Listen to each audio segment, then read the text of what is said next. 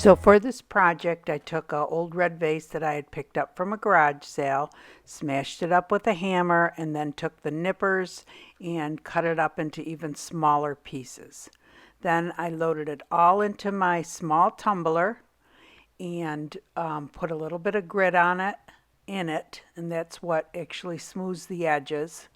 And put some water on it, put the top on, put it on the tumbler, and I believe I checked it after like 4 hours, and then I left it overnight. So about 10 hours later, this is what it looked like. Then I took an 8x8 canvas that was pre-painted with white, and I believe I put some gold paint on it.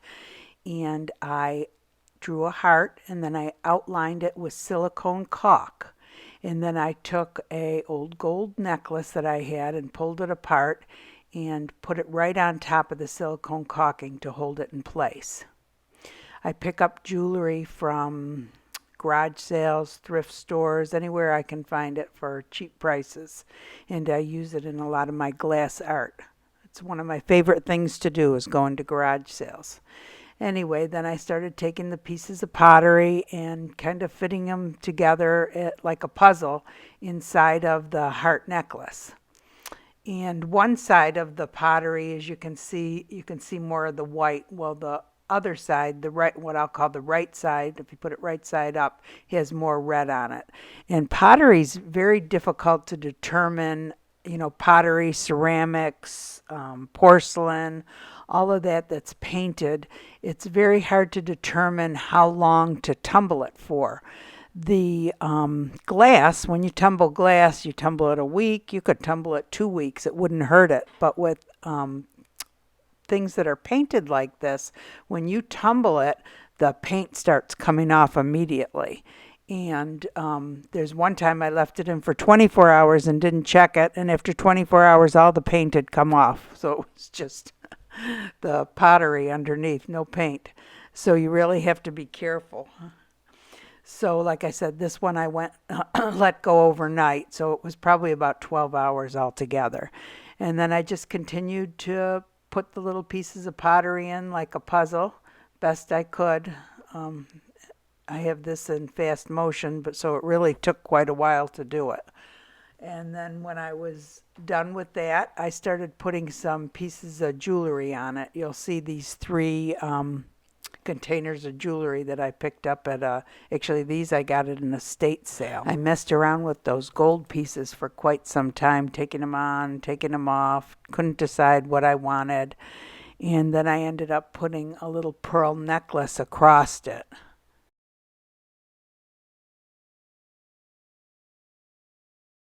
So now it's ready for resin, and you'll see I have the little cups setting under the canvas because you cannot have the canvas sitting directly on the protective paper or it will stick to it.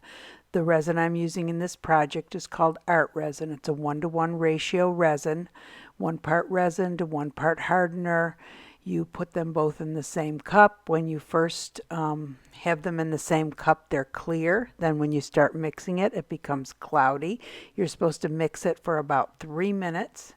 The slower you mix it, the less bubbles you'll get. It looks like I'm stirring it like a crazy person, but I have the video sped way up. You're supposed to scrape the sides and the bottom as you're mixing so that you mix it thoroughly. And after about 3 minutes, you'll notice it turns clear again and you're ready to pour it onto the project. In this case, I poured it over the pottery and the jewelry first, and then I used the kitchen torch and got the bubbles out of it. The kitchen torch is so easy to use. I was using a heat gun before, which is fine, but it's a little bit more clumsy because it has the long cord with it, and it blows the glass around and blows the resin around too. It can blow the resin, off the sides or up onto your frame if you have a frame on it. Then I start spooning it over the canvas, and I'm trying not to use too much resin. I have a hard time because I really mainly use glass, put it on glass, and it has a frame which creates a reservoir, so you know exactly how much resin to put on. But when you do it on canvas, it's a little bit different. And now I do like it when it goes down around the side. I like it to be glossy on the sides also, but I do not like the drips underneath. And sometimes when I remember, I do put tape underneath, and then you can just pull the tape off. But, you know, half the time I forget, and of course this time I forgot again. So you kind of have to come back with a spoon and scrape underneath as it's drying to get rid of all those little bubbles or little drips. You guys are going to be so sick of hearts by the time Valentine gets here.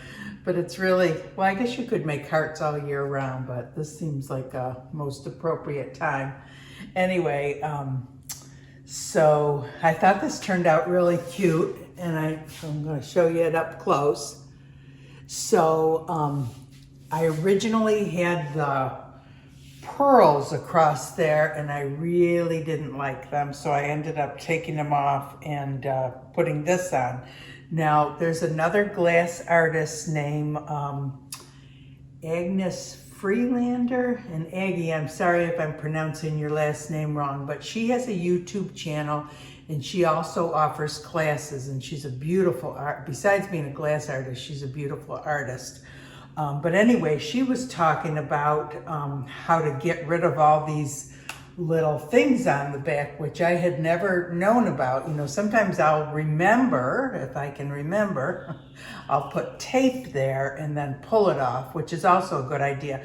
But she actually heated it up with the heat gun and then popped them off. So I thought that was an excellent idea. You guys should check her out. She's a beautiful artist and offers some really nice classes. But anyway, so I used her idea to get, so my resin had already set, and I had that little pearl necklace going across here, and to try to get it off was nearly impossible. So I had just watched her video on removing the little things on the back, the little bumps there. So I used the heat gun, and because I would have never known, and heated it up and was able to pop the pearl necklace off.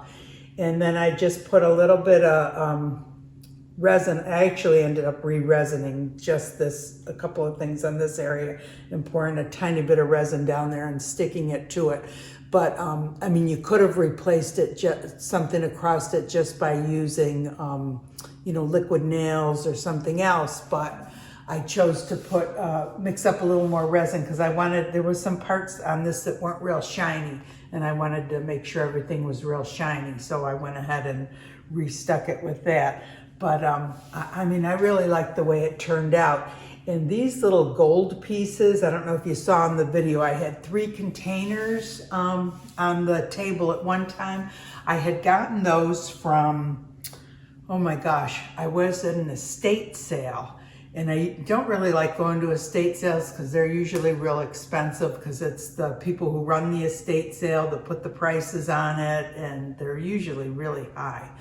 But anyway, this lady, the family members were there also. And the one daughter told me that her mom used to be I thought she said an eggerator. But maybe she said egg decorator, and I just misunderstood her, because I tried looking up eggerator on Googled it, and all this weird stuff came up. Anyway, I guess she decorated eggs. You know, she would take the egg out of it, blow the egg out of it, and decorate it with all these different gold pieces that she had. Now there's butterflies here, but she had all sorts of things. Anyway, they sold them to me real cheap, like $2 for each container, which was a great deal. And I've used them in some different artwork. But anyway, that was the story behind that. There's always interesting stories behind all the different stuff that I find, I think. But anyway, I hope you guys like the video. If you like it, if you give it a thumbs up, it helps direct people to the channel. And if you subscribe, you'll be notified of future videos. Okay, have a great day.